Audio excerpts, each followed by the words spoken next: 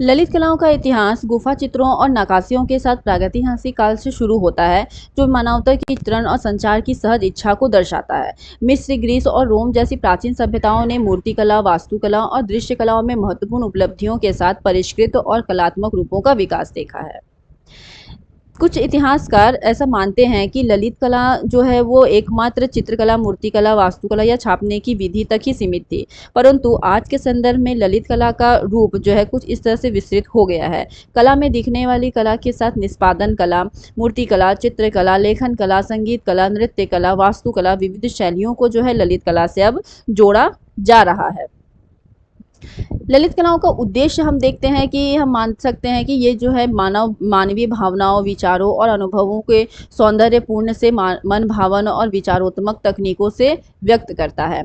वे बाहरी भावनाओं को जगाते हैं, आलोचनात्मक विचार को उकसाते हैं और बदलाव को प्रेरित करते हैं। साथ ही समाज को प्रतिबिंबित करते हैं तथा सांस्कृतिक पहचान को बढ़ावा देते हैं।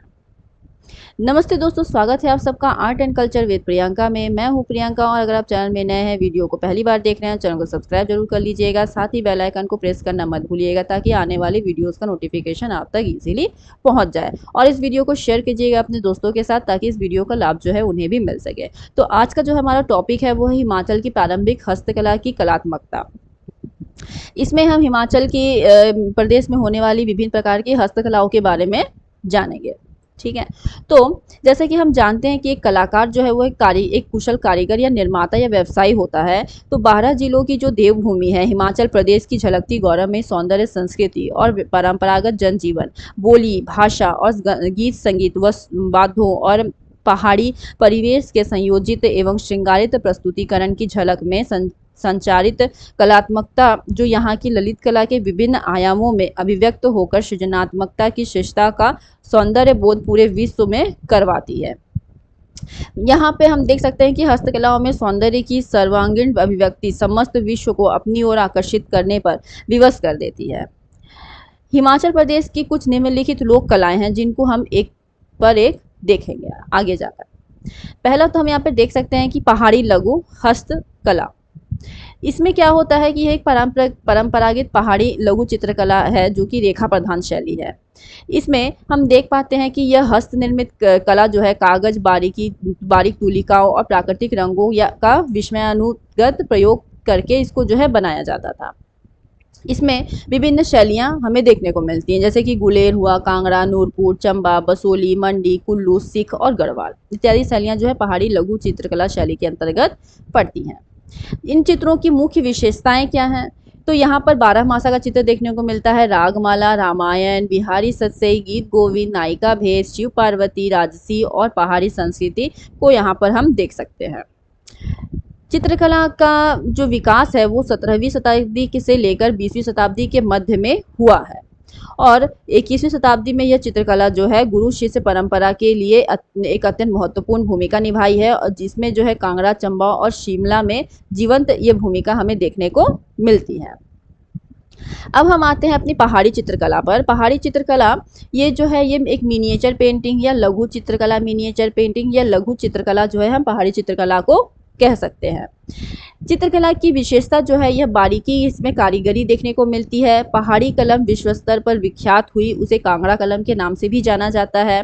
यहाँ पर देवी महात्म्य के चित्र जो है उत्तर भारत के 16वीं शताब्दी के चित्रों से मेल खाते हैं।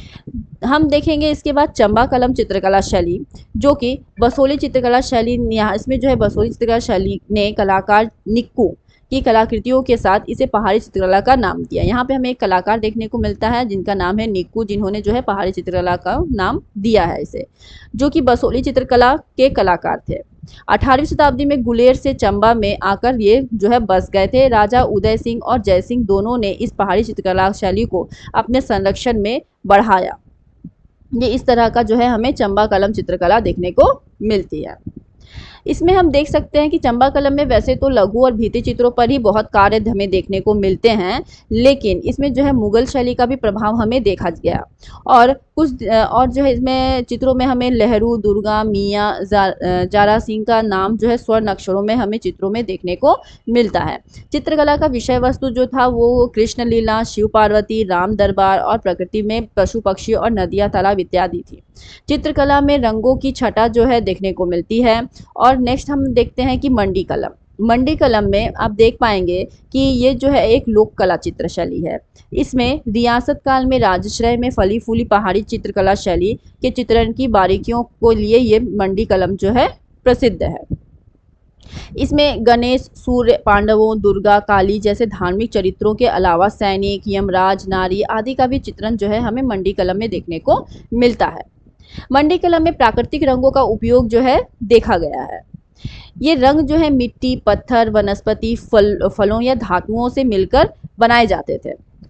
राजा जालिम सेन जो थे 1826 में उनके सिंहासन पर बैठा था, और 1826 में जो है सिंहासन पर बैठा था, और उसने जो है जलापा और टारना में मंदिरों में भित्ति चित्रों का निर्माण जो है राजा जालिम सेन ने करवाया था। चित्रों में जो है खनिज, सोने और चांदी के रंगों का प्रयोग जो है हमें देखने को मिलता है। बहुत चित्र जो है बहुत ही ज़्यादा डेकोरेटिव होते हैं। 1886 यानी 1886 में हम देख पाएंगे कि मांडी क्षेत्र में जो है ब्रिटिश आधिपत्य जो है हो गया, और मांडी शैली में जो है बहुत बड़ा परिवर्तन जो है हमें देखने को यहाँ पर मिलता है। वो परिवर्तन क्या था? तो परिवर्तन कुछ ऐसा था कि यहाँ पर कागज के स्थान पर कैनवास का प्रयोग शुरू हो गया, खनिज रंगों के स्थान पर तेल रंगों का प्रयोग शुरू हो गया। फिर हम देख पाएंगे कि चित्रों में जो है रेखाओं का महत्व कम होने लग गया। पहले जो प्योर मांडी कलम था उसमें रेखाएं हमें देखने को मिली, डेकोरेटिव मोटिव्स देखने को मिले, इंडियन स्टाइल देखने को मिला। लेकिन जब से जो है 1886 में ब्रिटिश जो है आए, उसके बाद से जो है इसमें हमें बहुत सारे परिवर्तन देखे गए। चित्र कागज में बनने के अलावा कैनवास में बने, खनिज रंगों के अलावा ऑयल रंग का यूज़ होने लगा, रेखाओं का कम उपयोग हुआ, भित्ति चित्रों के अलावा अन्य चित्रों का पाश्चात्य शैली में प्रभाव जो है यहाँ पे अधिक देखने को मिलता है। ठीक है, उसके बाद हम आते हैं गुलेल चित्रकला। गुलेल चित्रकला जो है इसका विकास 18वीं शताब्दी के पूर्वार्ध में निचले हिमाचल के एक छोटे से पहाड़ी राज्य गुलेर में हुआ था। जब मुगल चित्रकला शैली में प्रशिक्षित कश्मीरी चित्रकारों ने एक परिवार ने राजा दलीप सिंह के दरबार में आश्रय मांगा, उसी काल को गुलेल कलम का प्रारंभिक चरण माना जाता है। ये जो चित्रकार यहाँ के थे वो कश्मीरी चित्रकार थे। ठीक है, मुगल चित्रकला शैली में जो प्रशिक्षित चित्रकार कश्मीरी चित्रकार थे उन्होंने जो है गुलेल चित्रकला को आगे बढ़ाया, और इन्होंने जो है राजा दलीप सिंह के दरबार में अपना आश्रय लिया, और वहाँ से उन्होंने जो है काम करना शुरू किया। गुलेर को कांगड़ा चित्रों की जन्मभूमि भी कहा जाता है। गुलेर शब्द ग्वाला से आया है जिसका अर्थ होता है चरवाहे। हम जानते हैं कि कश्मीरी जो लोग हैं वो लोग ज़्यादा चरवाहों का ही काम करते थे, तो इस वजह से जबकि उन्होंने ही चित्र को शुरू किया है, और इसलिए जो है इन्हें गुलेर चित्रकला कहा गया। गुलेल शैली के लघु चित्रों का विशेष विषय क्या था? भगवद गीता, बिहारी सस्सई, बारहमासा और रागमाला। चित्रों का मुख्य विषय यहाँ पर रामायण तथा महाभारत की घटनाएं भी रही हैं। गुलेर चित्रकला शैली में इतना सशक्त और सजीव रेखांकन किया गया है कि मानव आकृतियों के अंग प्रत्यंग अपनी प्रारंभिकता से, अपनी स्वाभाविकता से जो है दृष्टिगोचर होते हैं। हम देख पाते हैं कि यहाँ पर जिनमें निर्मित चित्रकलाएं हैं उनमें हम संतुलन और गतिमयता का प्रभाव देख पाते हैं। इस तरह से आप पेंटिंग्स में भी देख सकते हैं कि किस तरह से यहाँ पे एक लय देखने को मिलता है, सशक्त रेखांकन जो है देखी जा सकती है। बहुत ही एकदम सिंपल है और डेकोरेटिव है, और बहुत ही गतियात्मक और लयात्मक जो है पेंटिंग्स और फिगर्स को बनाया गया है ना।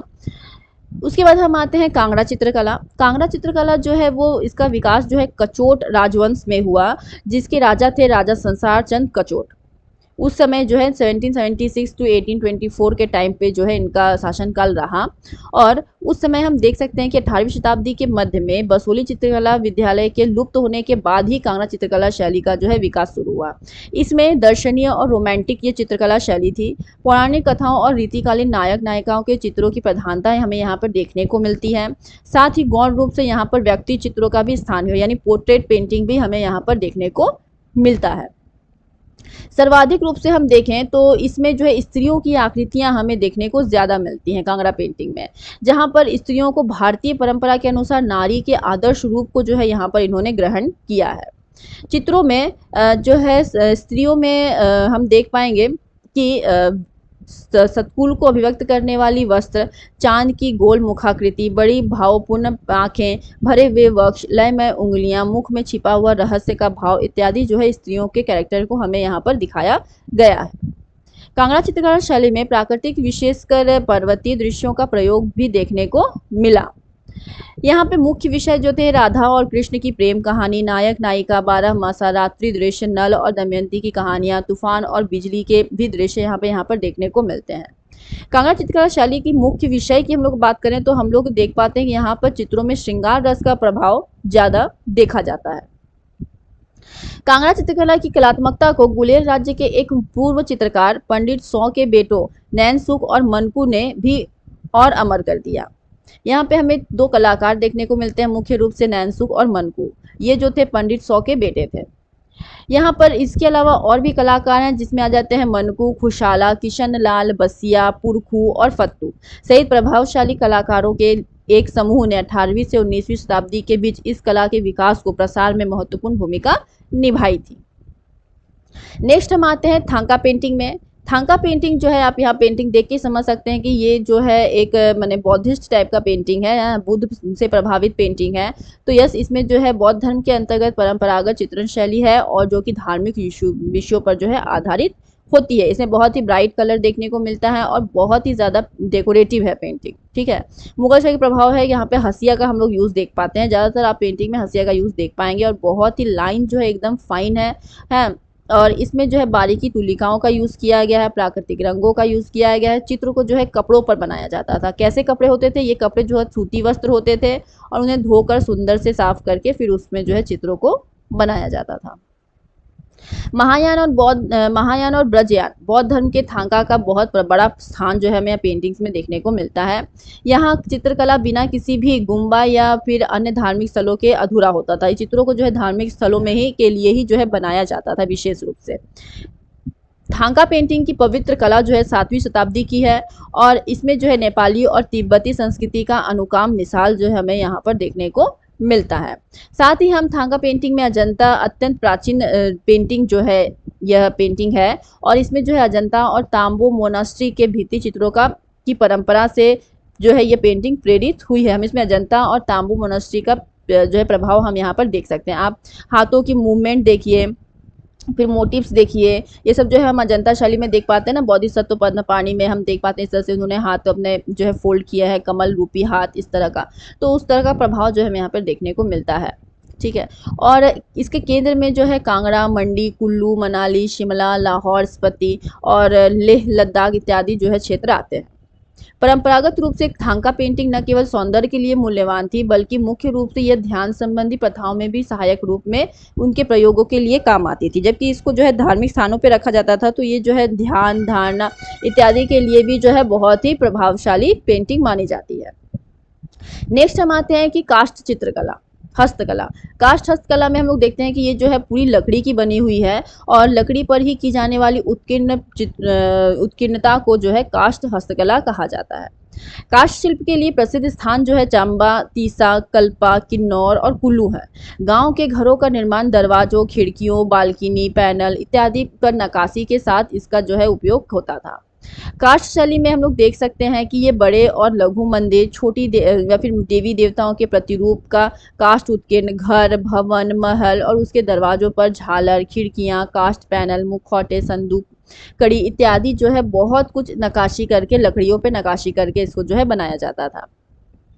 इसका मुख्य जिला जो है चंबा, कुल्लू, शिमला के रोहड़ू और चिड़गांव या फिर किन्नौर के क्षेत्र में देखने को मिलती हैं। तो इस तरह से जो है इन लकड़ियों को छीलकर, बांस को छीलकर इस तरह से जो है इस चीज़ों को बनाया जाता था। एक माने व्यावसायिक कला के रूप में हम लोग बोल सकते हैं। ठीक है, यूजफुल आर्ट। उसके बाद यहाँ पे आ जाता है दस्तकारी हस्तकला। दस्तकारी हस्तकला क्या है कि इसमें जो है पहाड़ी घरों की आंतरिक साज सज्जा और कमरों में ठंडी सतह पर बिछाने हेतु ऊनी धागों की जो है हस्त निर्मित गलीचे या दर्रियाँ या कालीन जो है बनाई जाती थी, उन्हें जो है दस्तकारी हस्तकला कहा जा रहा है यहाँ। ठीक है, कालीन को ये देख रहे हैं आप, कालीन जो है ये पूरी हाथ से बनाई गई है, ऊन से। और उसके बाद है यहाँ पर ये कला जो है किन्नौर, लाहौर, स्पीति और कुल्लू में देखने को मिलती है और आज भी ये जो है बहुत प्रसिद्ध है वहाँ की ये दस्तकारी हस्तकला जो है। फिर हम देखते हैं धातु हस्तकला। धातु से बनाई गई कुछ हस्तकलाएं बहुत ही फेमस हैं, जो कि हैं कि पीतल, तांबा, सोना, चांदी आदि धातुओं का चयन करके हस्त निर्मित मूर्तियों और धातु उत्कीर्ण थाल या फिर जो है वाद्य यंत्रों, मोहरें इत्यादि जो है बनाई जाती थी। देवी देवताओं की मूर्तियां भी जो है गढ़ी जाती थी, ढाली जाती थी। ठीक है। उसके बाद आ जाता है बांस से निर्मित हस्तकलाएं। बांस से भी कुछ कुछ जो है क्राफ्ट्स बनाए गए, जैसे कि कांगड़ा में बांस की अधिकता होने के कारण काष्ठ के स्थान पर बांस से मनमोहक हस्त निर्मित शिल्पों का भी सृजन किया गया। बांस की महीन खपचियों को छीलकर उनमें विषय वस्तु के बुनावट शैली को ले जोड़कर हस्तशिल्प बनाया गया, जैसे कि टोकरियां बनाई जाती थी, बहुत कुछ था, लैंप है, पेन है, स्टैंड है, समुद्री जहाज, बोट, विभिन्न ऐतिहासिक भवन, धार्मिक मंदिर, झूले, पक्षी युगल, सारस, चरखा, दूल्हे की पालकी एवं दुल्हन की डोली, तोप इत्यादि सभी जो है बांस से बनाई जाती थी। इसके अतिरिक्त इस लोक कला शैली में किल्टा, डल, छड़ोल, चंगेर, पेड़ू, पिटारी आदि बनाने की परंपरा भी जीवंत है। यह हस्तकला जिला कांगड़ा, हमीरपुर, बिलासपुर और मंडी कुल्लू में भी कायम है। आज भी जो है वहाँ पे ये बनाई जाती है। नेक्स्ट हम आते हैं कि मृण चित्रकला। हस्तकला, मृण हस्तकला क्या है कि इसमें जो है मिट्टी की हस्तकलाओं को मृण हस्तकला यहाँ पर कहा जा रहा है। इसे जो है भट्टी में पकाया जाता था। इस मिट्टी को पहले क्या करते थे, गूंथ लेते थे अच्छी तरह से, जैसे हम लोग घरों में आटा सानते हैं, इसको इस तरह से आप समझ सकते हैं कि घरों में जैसे हम लोग आटा सानते हैं रोटी बनाने के लिए, एकदम महीन आटा, नरम एकदम होना चाहिए ताकि रोटी अच्छे से बन पाए। उसी तरह से जो है मिट्टी के बर्तन या मृण के हस्तकला बनाने के लिए पहले मिट्टी को जो है एकदम अच्छे से गूंथ लिया जाता था, ताकि एकदम मिट्टी जो है नरम हो, सॉफ्ट हो, जिससे कि जो है उससे हम अच्छी तरह से उसको जो है आकार दे पाए। तो उसको मिट्टी को गूंथ के उसको आकार दे के उसके बाद जो है उस आकार को भट्टी में पकाया जाता था। कुछ इस तरह से जो है हस्तकलाएं बनाई जाती थी। और पकी हुई मिट्टी की कला में जो है दिए होते थे, मटके होते थे, लघु मंदिर, मूर्तियां आदि बर्तन बनाए जाते हैं। यह कला जो है ऊना और कांगड़ा में ज़्यादा फेमस है, दो जगहों में। उसके बाद उन्हीं हस्तकला में हम देख पाते हैं कि यहाँ पर जिला के किन्नौर, कुल्लू, रामपुर, शिमला, सिरमौर और मंडी, लाहौर, स्थपति, कांगड़ा, चंबा में देखने को यह कला मिलती है, उन्हीं हस्तकला। फिर उन्हीं हस्तकला में शामिल टोपियां जो है जिसमें कंबल, दोहड़ू, दस्ताने, मफलर इत्यादि जो है, गुंबद, सर्दी जुराबें इत्यादि जो है बनाई जाती थी। ये पूरे जो है ऊन में जो है इसको बनाया गया है। नेक्स्ट हम आते हैं तो यह है परंपरागत कढ़ाई हस्तकला। हाथ की बनी कुछ वस्तुएं हैं, जैसे कि ये आप देख सकते हैं, इसमें रुमाल वगैरह आते हैं। चंबा में चित्रकला जो है बनाई जाती है, यह हस्तकला बनाई जाती है, और इसमें जो है महिलाओं द्वारा ये विशेष रूप से बनाया जाता है, जिसमें कि रुमाल होता है। इस किसी रेखांकित चित्र को रंगीन रेशमी धागों से दो तरफ कढ़ाई से तैयार किया जाता है, जिसमें दो तैयार रुमाल दोनों ओर से एक जैसा प्रतीत होता है।